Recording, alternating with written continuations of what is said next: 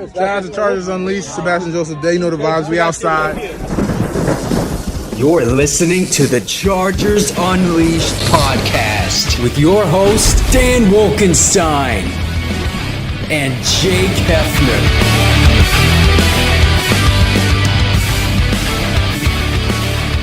Welcome to another edition of Chargers Unleashed. Jake Hefner and Dan Wolkenstein from the LAFB Network. Today's show, of course, being brought to you by BetOnline, Charger Bowl Family, Rock Solid Sports Memorabilia, and Liquid Death. If this is your first time tuning into the show, make sure to hit that like and subscribe button on YouTube. You can also follow us on Facebook, Twitter, Instagram, Spotify, and Apple Podcasts. Dan Wolkenstein, talked about it yesterday. It always feels good to get yourself back in the win column, but Pass is a nice place to visit, but you don't want to live there. And unfortunately, we can't live there as we have to move on to week 5. Big matchup in the AFC. Chargers versus the Browns. Chargers second consecutive week on the road, going up against a very interesting and tough in some circumstances opponent when it comes to the Cleveland Browns. We all remember the game last year. Ended up being pretty damn interesting on the backs of Nick Chubb and David Njoku for the Cleveland Browns. Thankfully, the Chargers were able to escape with that one. Let's see if they can make 2 in a row. But Dan Wolkenstein, lots to get into as we come up to this Week 5 matchup. Pivotal in the AFC race as it relates to not only the Chargers' own division to keep pace with the Kansas City Chiefs, but the AFC as a whole. How are you, my friend? I am good. Welcome to Chargers Unleashed. Happy Wednesday. Happy hump day to you, Jake, and to everyone out there watching and listening. A lot to get into today. Chargers Unleashed hotline right off the clip. We'll go ahead and get to that here in a minute. Again, you can call anytime, 323-374-5651. Leave us a voicemail, whether it's a reaction or a take, a prediction, you name it, or a question, and we'll go ahead and make sure that a fashion statement, whatever it may be. Fashion careful. But yeah, so we'll get into a Charger Unleashed hotline. We got one here in a bit that we'll get into here. Let's try to do in the next couple minutes. Jake, I'm doing great. There's a big matchup between the Chargers and the Browns. Interestingly enough, they are both good at very different things. And it's going to be interesting to see how good on bad goes on both sides. Lots to get into. Obviously, we'll get into the bold predictions. We'll get into the keys, matchups, things like that. Jake, I still have my 100 ounces that I drink every day. I probably should just go get one from Liquid Death at this point. Now that I can go out into the world, I'm fully recovered, feel alive and well. Yeah. Our friends over at Liquid Death are trying to help everyone curb their thirst, murder their thirst, if you will. Jake, talk to us about our friends over at Liquid Death. Well, as Dan teased, whatever you got next to you, Albertsons, 7-Eleven, Ralph's, Kroger's, depending on what sides of the state you're living in, go pick yourself up a can of Liquid Death. If you happen to see something that may look like a tall boy in the water or the energy drink section, don't be fooled because it's definitely not alcohol. It's the newest sparkling water that's out there. It comes in 3 different flavors in regular, mango, and lime. Liquid Death, as Dan mentioned, is out there murdering the thirst and murdering the competition as it relates to sparkling water. In turn, a lot of their purchases actually go to a great recyclable cause as far as what they do with recyclables and plastic. So as a company as a whole and as a nice refreshment, go pick yourself up a can of Liquid Death today. Okay, so hopefully opposite of Liquid Death feeling come Sunday, 1 o'clock, Chargers going up against the Chiefs, against the Browns. Jake, so overall, high level, 5,000-foot view, what do you make of this Browns team? It's interesting, Dan, because you look at some performances that they've had throughout the season thus far. If you were to take a microcosm of last week, there were big name players for the Browns that were not playing defensively, and then Atlanta uses Cleveland's own game plan against them essentially in the second half and just decides to run the ball down their throat. And that's Cleveland's game. That's what they do to you. You know, Jacoby Brissett didn't have a good game last week. He's been able to keep them afloat in some circumstances, you know, through the first couple weeks. But it's an interesting dynamic. And when you look at this team offensively and defensively, Cleveland's got weapons on both sides of the ball.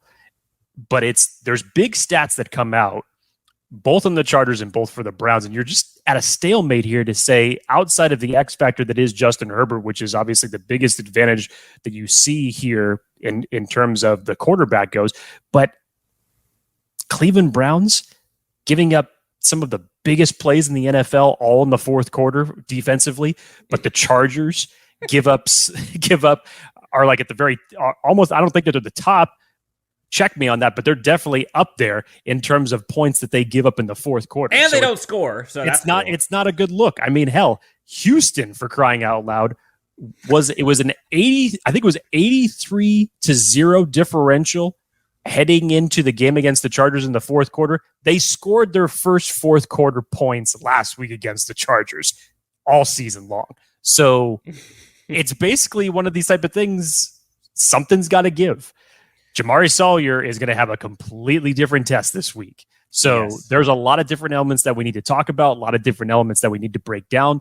It's not going to be a cakewalk by any means, because if it was, it definitely wouldn't be a Charger game. You'd be watching another team. That's for damn sure. Yes. This Chargers Unleashed hotline is brought to you by Bet Online, Jake. Our friends are at Bet Online. All kinds of different wagers, all kinds of different bets, prop bets that you can do for basically anything. I'll give you a question, Jake. Over, under, how many rushing yards the Cleveland Browns get on the Chargers? I will put the line, I'm making this up out of my ass, 134.5. I'm going to go over. I'm going to go over. I don't know if you're going to get that. I shouldn't be laughing. It's because I don't cry. Here's what I hope, because you have arguably the best duo running back team that you're about to go up against in the NFL right now with Nick Chubb and Kareem Hunt. And you saw what they did to you last year. So they definitely put on a show against you. I was there last in year. the stands for that. Thankfully, you were able to come away with a victory in that game. The Chargers are on an interesting trend right now for all the wrong reasons, giving up big plays of, what was it, Dan, 50 yards or more, that they've done that in 3 consecutive games. And when it looks like that they've held the running game somewhat in check, and then that happens. So against arguably the best duo that any NFL team has out there, I hope they're not giving up big plays, but collectively as a whole, I'll say that they're going to get their run game going in some form or fashion. For folks in the comments watching, listening, leave us a comment. Over, under, 134.5 yards rushing this Chargers defense allows. Jake, Bet Online, we're going to get to our Chargers Unleashed hotline here. But first, let's talk about Bet Online. Tell the friends. Yeah, well, football is back, and Bet Online remains your number one source for all of your football betting needs this season. You'll find the latest odds, matchup, player news, and game trends. And as your continued source for all sports wagering info, Bet Online features live betting, free contests, live scores, and giveaways all season long. Always the fastest and easiest way to bet on all your favorite sports and events like MLB, MMA, tennis, boxing, and even golf, and of course the NFL. Head on over to betonline.ag to join and receive your 100% welcome bonus with your first deposit. Make sure to use the promo code BELIEVE, that's BLEAV, to receive your rewards. Bet Online, where the game starts. So as we do every week, Jake, we're going to go into Chargers offense versus the opponent's defense, then flip it. We're going to start with the Chargers offense versus the Browns defense, then go to the Browns offense versus the Chargers defense before we get into our predictions, keys to the game, etc. To kick that off, Jake, we got a Chargers Unleashed voicemail. Let's go ahead and start this thing right off the clip. Let's hear what they have to say. This is Ekeler. I really appreciate that. I am calling for the first time about next week's matchup. I know a lot of people are concerned about the Cleveland Browns running game, but I really believe the key matchup is for our offense to be aggressive and score touchdowns in the red zone. Because if you do, you put them behind the 8 ball, and now they cannot run the ball the way they want to. Give me your thoughts. Thank you very much. My name is Ekeler. So this is interesting, Dan, because this kind of rides along a similar type of line as what we were dealing with last week. You get a lead, that's great. First off, I don't think the Cleveland Browns are going to go away really from what works for them. They'll be down 40 points. They'll still run. Yes. So really, and not to be disrespectful here, but the only person that could kill a 20-point lead is not the Cleveland Browns. It's the Chargers. I mean, let's just be honest with ourselves. The Chargers could be up 20 And the responsibility for making that game close will be solely on them. It will not be because of the opposite team. It will be because of mistakes. It will be turning to a conservative playbook, and it will be from letting that team back in the game. So, as we said on the show earlier this week, you have to learn to limit those mistakes. And when you have your foot on someone, you just need to keep it on them. And especially in a game like this, when you're talking about big plays that the Chargers have given up as far as 50 yards or more in 3 consecutive games, the Cleveland Browns have 25 plays of explosiveness throughout the first 4 weeks of the season. We're talking plays that extend beyond 10 yards or more. So they're going to be ripe for the picking with the potential to break one of these plays open. So it really doesn't matter. Last year, David Njoku, outside of the running game, David Njoku had himself a game over 100 yards and a touchdown, I believe, in that game, if I remember correctly. So he's going to be seizing for that. He's actually had a nice 2 weeks. I think it's 17 targets, 14 catches that he's had over the last 2 weeks alone. So Jacoby Brissett's going to be targeting him in this game. Over 70 yards in 2 straight games. Yes. So the Browns, I think, definitely have a plan on how they're going to execute. It's now up to the Chargers to come into this game, both from an offensive and a defensive standpoint, to say, when you get those opportunities on those 3rd and longs, you can't be allowing them to convert in any shape or form. And when you get the offense back on the field, you need to be putting together long drives, keeping that offense off the field, and ultimately put 7 in the end zone. So to answer or to respond to the voicemail, first off, thank you so much for calling. I mean, yes, I would agree. Chargers need to put points on the board on offense. That way they can force the Chiefs. I keep saying the Chiefs. I have no idea why. Force the Browns to have to replicate that with touchdowns. Now, the Browns will run the ball regardless. And, I mean, realistically, they are better. They get more yards per attempt running than a lot of teams do passing. So, like, their running attack is arguably the best in the NFL, depending on what statistics you want to look at. But eyeball test scares the hell out of me. Yes, I agree, though. I do not think that the Chargers' defense is going to stop the Cleveland Browns' rushing attack. Not at all. Do I think it could make it not terrible? Like, I hope. You know, my goal is to get it around like 90 yards total. If we can keep it around that, like, I'm cool. 100 yards, fine. 170 yards, not so good. So if the Chargers can at least, on offense, do what they did last week, where they get out to a lead, know the Browns are not going to go away from the run, but if you make Jacoby Brissett beat you and have to catch up, I trust our secondary and the pass rush, like you saw last week, to get home. I trust them to make plays. I trust J.C. Jackson, Asante Samuel Jr., and Bryce Callahan against Njoku, against Peoples-Jones, and against Amari Cooper. I'll take that matchup every day. I really will. Now, if we have to have those guys tackling Kareem Hunt and those guys tackling Nick Chubb, I don't know about that. I don't like that. But Derwin James and those 3, I'm good with. So to answer the question, yes, obviously you want to get the Chargers up in front with the lead. On offense, I think it is important, Jake, and this is where we get into the specifics here. Chargers offense, Cleveland Browns defense. I'm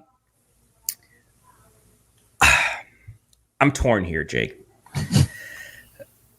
You know the Chargers, you know Brandon Staley in this front office. They want to be that tough, rugged football team. They want to be physical. They want to impose their will, and they want to be that ground and pound football team. Obviously, they got Justin Herbert. They're going to throw the effing ball down the field, quote unquote. But they want to be able to run the ball. I think the Chargers are going to try to come out and establish dominance and physicality running the ball. And I don't know if that's necessarily a good idea. I just, in this type of game, I don't know. I would like to see, and again, big question marks on offense for the Chargers. Keenan Allen, we don't know if he's going to play. Did not practice today. Question mark. Looks like Donald Parham might be playing. Looks like he's a full participant this week. So for the most part, your offense is good, healthy, other than Keenan Allen. I know that's a big other than. We'll see what happens with Michael Bandy if he stays. I think the offense needs to do a lot of what they did last week, like you mentioned in the last show, Jake, in the first half. There was so much misdirection. They kept the defense on their heels many times, and you saw it getting sprayed around to multiple targets. You saw Michael Bandy involved. You saw Williams involved. You saw Gerald Everett involved. You saw Austin Ekeler out of the backfield. And you saw Josh Palmer involved. It kind of all went all over the place. And it went down the field. Second half, for a couple drives, it stayed pretty conservative up towards the line of scrimmage, mostly to your running backs from out of a passing formation. So I would like to see that continue for all 4 quarters. And again, those things happen when you can sustain drives, which in short, they did in the first half, did not in the second half last week. But in my opinion, I think you have to go out and target this Cleveland Browns passing defense and quick release. You could be going up against Myles Garrett and Jadeveon Clowney. You don't want to try taking shots down the field, 7-step drops against those guys all the time. Like, you're going to get hit if you do that. Now, a couple times, sure, but I would like to see meticulous. I would like to see 5-10 yard routes, corner routes, things like that, screens, end arounds. Like, I would like to see efficiently moving the ball down the field, moving the chains, taking the clock, and keeping that defense on their heels. If you let them be aggressive, in my opinion, Jake, this is going to be a long afternoon. I agree. Here's a good comparison stat for what to expect from this Cleveland Browns defense. All indications, it sounds like that Myles Garrett is going to make his return this week, which obviously doesn't help the Chargers offense any bit. We don't know about Jadeveon Clowney, still nursing an ankle injury. Even last week, without those 2 players, going up against Marcus Mariota and the Atlanta Falcons, Dan, listen to this. They were able to generate pressure on 55% of those dropbacks. Okay? And again, we're talking about a very different quarterback disparity between Marcus Mariota. I was going to say, go back and watch that game. Like, Marcus Mariota was not accurate. So they didn't care at all last week because they weren't afraid of Marcus Mariota. Now, you go back. And they were correct. He was airmailing many passes. There it is. Now, you go back 1 year ago. The Cleveland Browns only brought an extra rusher on 7 of Herbert's 48 dropbacks. So 14%, essentially, is what it was last year. It took the Mahomes plan. And what did Herbert do? He just, threw for 398 yards and 4 touchdowns in that game. So you rushed for a 1-2. Herbert is one of the best as far as completion rate and what he's able to do with the football when he's blitzed. Now, how can Cleveland get around that? They're going to have to look to disguise a bunch of things, which the Chargers offense obviously has to be ready for. This is going to be a much bigger test for Jamari Sawyer with Myles Garrett coming back into this lineup. So how is that going to look with the blindside protection? I 100% agree with Dan that, yes, you need to mix it up a little bit. You have to still employ a lot of that play action, a little bit more of those bootlegs where you can get your guys out in space. If Keenan Allen does not end up playing this week, I think there's going to be another big dose of Gerald Everett and Mike Williams over the middle in space. I think they'll employ a lot of that same game plan. But Michael Bandy's back? I think Michael Bandy will be back. I know that the Chargers just ended up signing Keelan Doss to their practice squad. I don't know if that means that this is going to be a replacement for either Jason Moore. I can't remember the other wide receiver that was signed to the practice squad just 2 weeks ago. John the Eagles. Yes, I can't remember his name. Yes, I don't know if that's a replacement for either one of them, but I would expect how Michael Bandy produced with how many plays he was on the field on 20 and how many targets he got and what he was able to do with it. I would assume that he would still be part of this wide receiver rotation. But you, Dan, like I know, Brandon Staley still likes to keep a defense honest. So I think he still wants to take a little bit of that momentum that he got from this Houston Texans game in the run game and still try to do something with it. Because again, if Atlanta can do it, you maybe be able to find some holes and hopefully from a game plan perspective, dissect a little bit and see where you can get some openings as far as the run game goes. If the Chargers are going to do it, they're going to have to use DeAndre Carter and Austin Ekeler like the Atlanta Falcons use Cordell Patterson. Correct. Now, will they? I don't know. And I think that the challenge for me is the Cleveland Browns defensive front is pretty big. Mm-hmm. I know everybody talks about Myles Garrett and Jadeveon Clowney.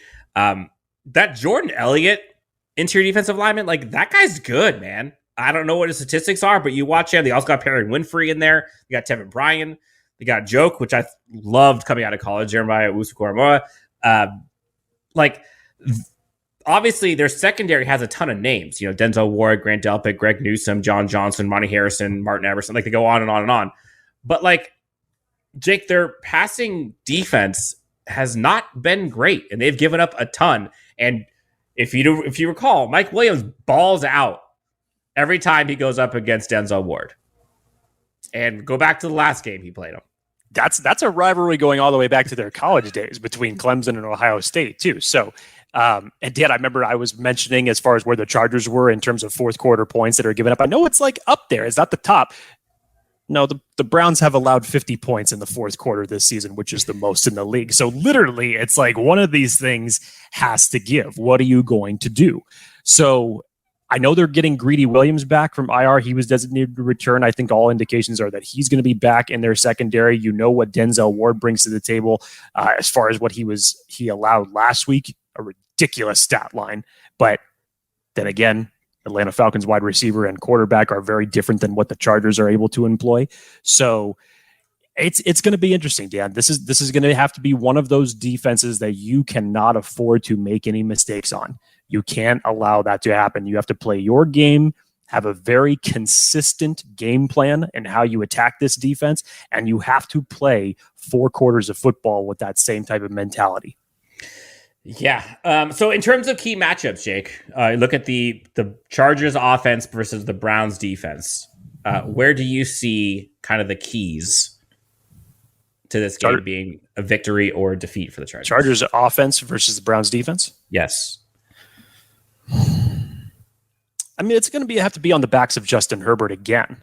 And whether or not you're going to be getting Austin Ekeler in play, I don't think that this is going to be a game that you're going to see a second consecutive resurgence in the run game. It's going to be completely different. But I think that you can still continue this trend of getting Austin Ekeler out in space. Those 2 bootleg passes, the one to convert the 4th down and the one ultimately for the the final touchdown drive of last week's game, those were beautifully drawn up plays. But it has to be more like that, getting your guys out in space, whether it's Austin Ekeler, Donald Parham coming back to this game, I hope is going to be a big contributor, finally to have him and Gerald Everett in those red zone situations that we're talking about with the big body guys like that.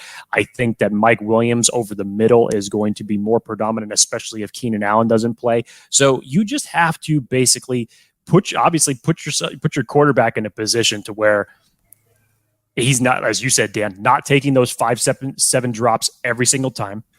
Matriculate the field, make it short, but stay consistent in your game plan and not turn the football over. And if you can do that and keep a consistent game plan throughout the game, offensively, you should be able to move this ball fairly well and put points on the board. So I think it's going to be important. Obviously, the Jamari Sawyer, Myles Garrett, Jadeveon Clowney, that's a huge matchup. Yes, player on player. I do think the Denzel Ward, Mike Williams one is going to be huge. I do think that you're going to see, the Jeremiah Owusu-Koramoah linebacking core go up against Austin Ekeler and crew in space out of the flats. I think that's going to be a big one. So and then, are you trying to find who's going to be left open in that circumstance? Ideally. Is it going to be the Joshua Palmers, the DeAndre Carters, the Michael Bandys of the world that are going to see those one-on-one matchups then? Yes. And that is where I think Michael Bandy, DeAndre Carter, Gerald Everett, all 3 of those guys are kind of made for this type of game. Now, will they do it? Will the Chargers deploy that type of offense? I'm not sure. But it all starts with, can they keep Justin Herbert clean? Obviously. And Corey Linsley being back is huge. Him being able to kind of set the standard there, I think is important. But overall, I think it has to be, can Gerald Everett continue to do Gerald Everett things, which he's been balling out this year? I know there's been some Chargers fans who have been unhappy with him for a couple plays that he has missed the last few weeks. But he's been pretty darn good and has been as advertised. If Jamari Sawyer can have the same performance as he did last week, if Trey Pipkins can be the same Trey Pipkins he's been so far this year, and if the wide receiver, and if we can spread the ball around and be efficient, I think the Chargers are going to be okay. I really do. The Chargers, I just don't want them to go away from who they are. I don't want them to try to be a team that they're not. Don't break the Lamborghini, man. Thank you. Don't break the Lamborghini. All right, so flipping it. And I think this is kind of where folks are scared, and rightfully so. The Chargers, we've talked about it ad nauseum. All last year, the Chargers were horrendous at stopping the run. And honestly, the Chargers' defense this year has statistically not been much better. But I do think that there is some hope in that, there's some positive and negatives here. But the Chargers have given up, you mentioned it, 3 straight games with a 50-yard touchdown run or more. And that's unacceptable. But if they clean those up, which mostly that is because folks are out of position and they're not executing what they should be doing, Nazir Adderley and a few others, if they can clean up the one play that they give up for big chunks, i.e. 75 yards, Dameon Pierce, Clyde Edwards-Helaire goes off. It's things like that. Take away the big chunk. Jake, last week, Dameon Pierce has a 75-yard run. If you take that out, the one play, he had like 55 yards on 13 or 14 carries. You'll take that. Take the 50-yard run away from Clyde Edwards-Helaire. You'll take that. Take James Robinson's 50-yard run off the table. Statistically, the Chargers are doing much better. So that's, in my eyes, looking at this team and looking at this matchup, and especially looking at what happened last year. I know last year's defense is nothing like this year, and the Chargers defense has a lot more guys now.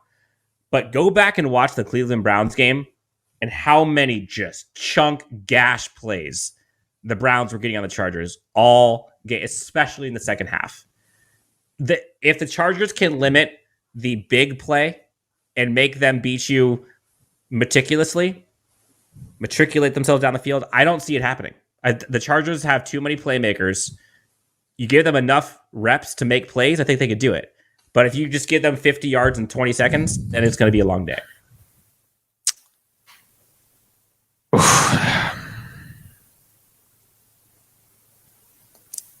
I know that stat line is skewed when you start piling up the big plays of 50 plus or more through three consecutive weeks. If you were to just look at it from face value without actually knowing the context, the Chargers actually are allowing a league high 6.1 yards per carry to running backs. But as you said, Dan, going all the way back to the Kansas City game with the long run, I think it was that CEH put in like the third quarter of the game.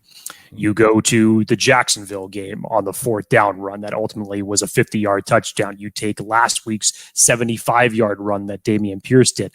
It's a little bit misleading as far as the stats goes. I get it. But it is shown a trend that the Chargers are still susceptible of that. And we've even seen gaffes like last week, the Nico Collins one where he got free over the top. Amari Cooper did not have a good game last week, was barely even looked at. I think they need to, if you're the Browns, that's what you need to get in a rhythm of. If you can create a balanced offense, even though what works for you the best is just running the football. But if you can have time for Jacoby Brissett to find David Njoku, to find Amari Cooper, it could be a long, long afternoon for the Chargers in this circumstance. Personally, if it were me, I said this to you off air, Dan, one of the first moves that I would do prior to Sunday is activate Tito and elevate Brendan Bahoko from the practice squad. Why? Well, let's see. I would like to stop this narrative that the Chargers have a bad run defense, even though statistically it looks that way. I have now watched 3 games where you have given up 3 big plays like this to opposing running backs, and you're going up against the best running back duo in the NFL as it currently stands right now. Knowing that is their bread and butter and what they're going to try to employ, me as a head coach, I would want 2 of my better run stuffers in on my defense. Just a thought. Don't think it's that wild or a bold prediction, but that's just something that I would do right off the bat.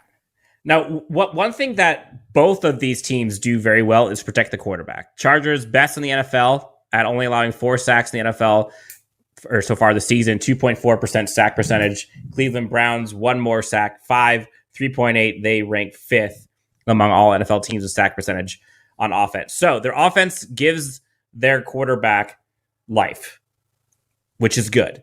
Yes. So it's important, as much as we dog on, the Chargers offensive line or the how good the Chargers defensive line has been, or going up against an offensive line who does very well at protecting the quarterback. Now, if the Chargers can take advantage of them in that regard and get some sacks, then I think they're going to be in a pretty good spot. I mean, the Chargers, I believe, are amongst the top 5, I believe, in the amount of sacks that they get on defense. And so it's important that you apply pressure, but it's important to apply the right pressure. And in my opinion, with a quarterback like Jacoby Brissett and a running game like the Cleveland Browns have, this is basically, in my opinion, where the Chargers put all of their eggs this past offseason on the defense. You brought in Khalil Mack. You brought in Sebastian Joseph Day. You brought in Austin Johnson. All of these guys to fill the interior of this defensive line. In my opinion, the Chargers should be bludgeoning them inside. I don't necessarily know if outside is going to be important because I don't think they're going to pass that much. If they can face up on them in the interior, get pressure there, then you can go outside, sure. But if not, you're just going to see the Chargers get their ass kicked and push back 5 yards. Well, I'm glad you brought that up, Dan. And first off, gaff on my part. I told myself that I was going to be better at this. Braden Fehoko. Sorry. Thank you. Okay. Braden Fehoko. Did you say it wrong? I didn't catch that. I thought I said it wrong just a few minutes ago. And then I was thinking to myself, did I just say that wrong again when I was making a point of saying these players' names correctly? So again, I apologize. But that's an interesting point, Dan, because I agree with you that you would normally think that would be the case, especially if Cleveland is having success running the ball. You would need a little bit more of that interior pressure, where if that's the case, you're going to have to get creative with some of your stunts and how you're going to be employing Khalil Mack and Chris Rump off the edge, because that's where a majority of your pass rush is coming from. So we would probably need to see a bigger game from Morgan Fox, much like we saw this last week in Houston. Is Jerry Tillery in the rotational role that he's going to get? I know he got a strip fumble last week, but I think it was 4 snaps that he played in rotation. So thankfully for him, he was able to make a play on one of them. But yes, to your point, I fully agree with that. If you can put yourself in a position that you can be bringing 4 instead of 5, and if you need to bring 5, that you could have one of these like Drew Tranquil or Kenneth Murray shots from the middle to shoot right up the middle, from the middle to shoot right up the middle. That was nice.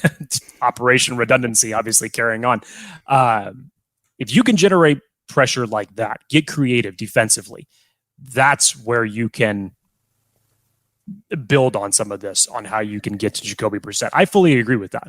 And I do think this is an important game for the second level of this Chargers defense. I think this is a Kenneth Murray, Drew Tranquil, Kyle Van Noy type of game, because they're going to get to the second level, and you cannot miss tackles. You cannot miss assignments, and you cannot get out of position against a rushing attack like this. I did make a gaffe as well, Jake. I will admit, I said top 5 for Chargers for passing or for sacks on defense. I apologize. They have the 6th most. But Jake, this is kind of interesting. I don't think people have really necessarily recognized this. Jake, do you know that the Chargers are top 10 in sacks? They are top 10 in tackles for loss. They are, I want to say they are was it quarterback hits? Quarterback hits are 11th. Like, you'll take that.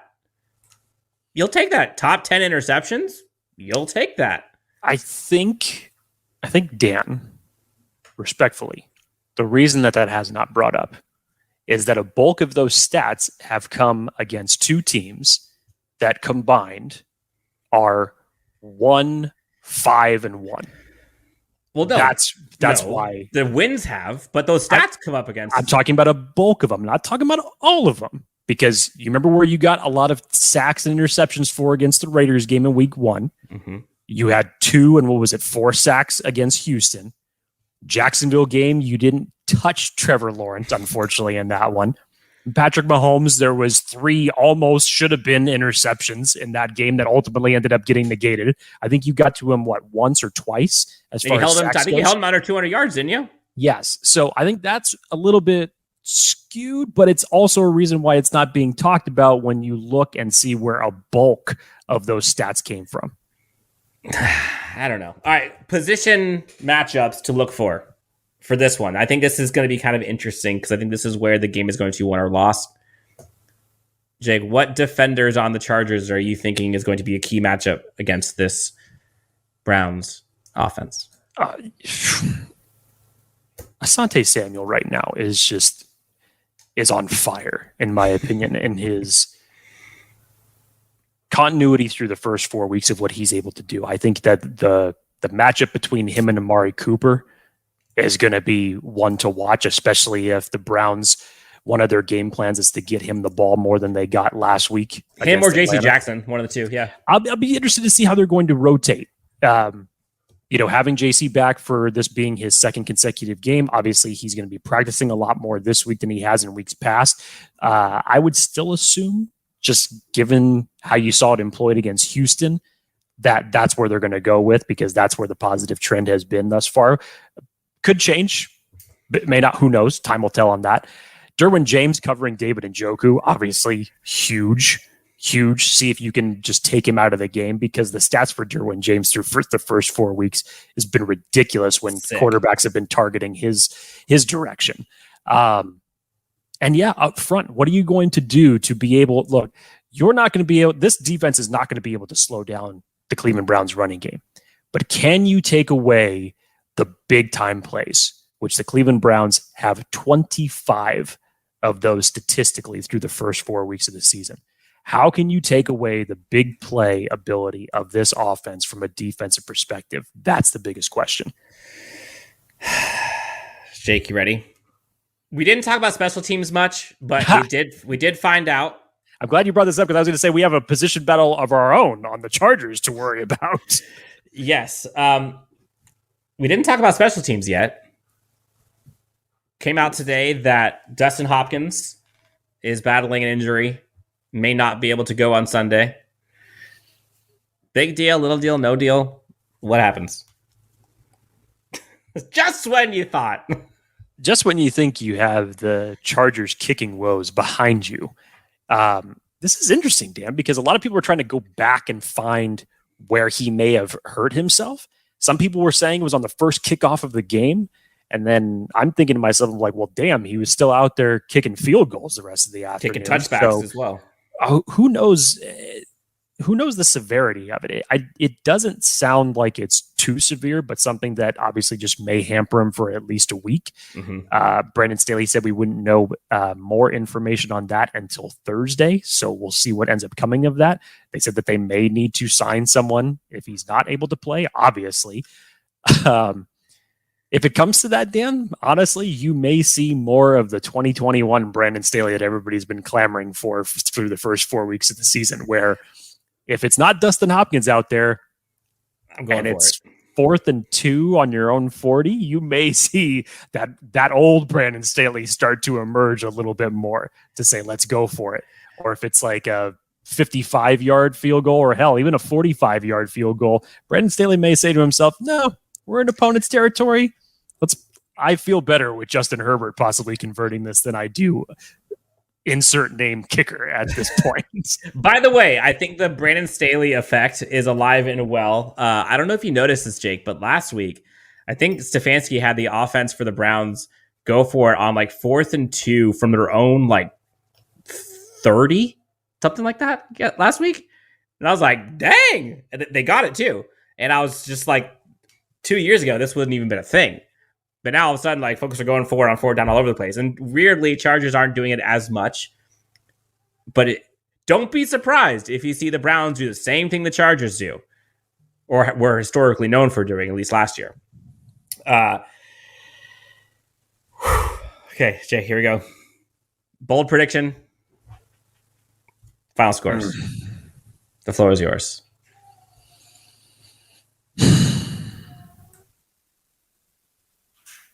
It's hard, Dan. It really is. And I say this because normally after all the points that we have made, you would know where I would be going in this prediction. But in here, I'm glad that you have said it yourself. The hypothetical questions to say, like, this should be the game plan. Will the Chargers stick to it? We don't know. We don't know.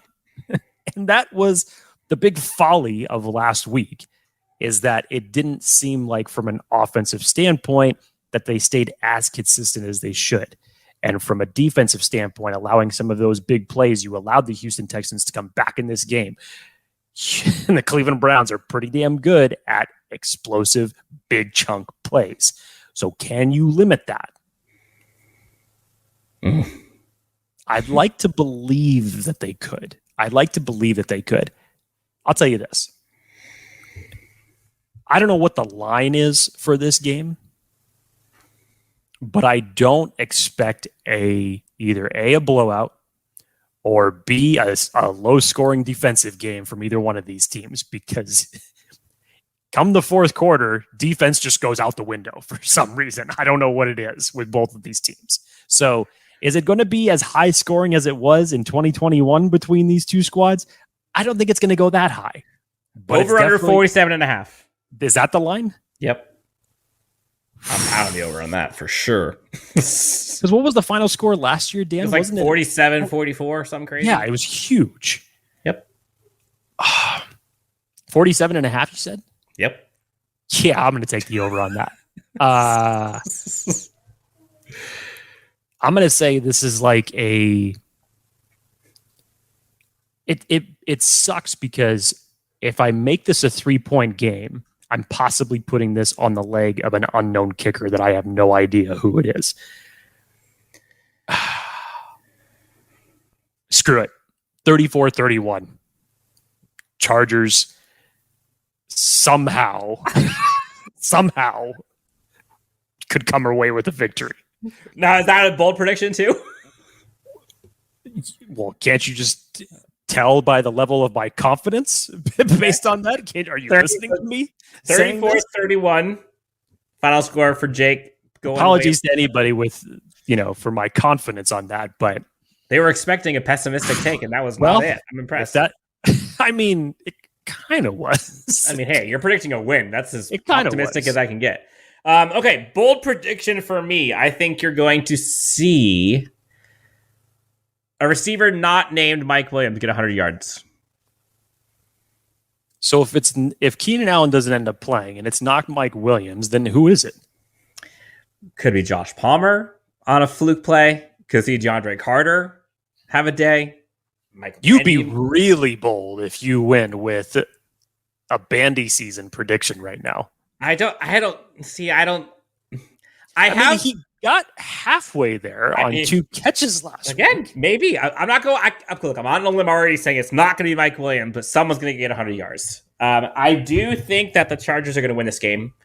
I think they know how important this one is, given what's ahead of them and given what they let fall behind against the Jaguars. I'm going to go 31-21 Chargers. No, sorry, 31-17 Chargers. You have them winning by that big of a margin. Man, my chest was all out when I said it, but I don't necessarily have to take this back. Hold on. Don't change yourself. If that's how you feel, by all means, go for it. 31-27. Not 31-17. 31-27. That's a big 10-point swing there, Chief. Yes, 31-27. 31-27. I got the Chargers winning. I think it's going to be like a 31-20 game, and then they're going to get a touchdown or something towards the end. That's what 17 was, but I'm giving them the other touchdown. Okay. Chargers go 3-2. And I do think, can you imagine the euphoria, Jake, if Jamari Sawyer has another solid performance? This fan base is going to go ballistic. Last week with a 97% efficiency rating, one of the top scores on PFF as far as active tackles goes for his performance. It's a great first step.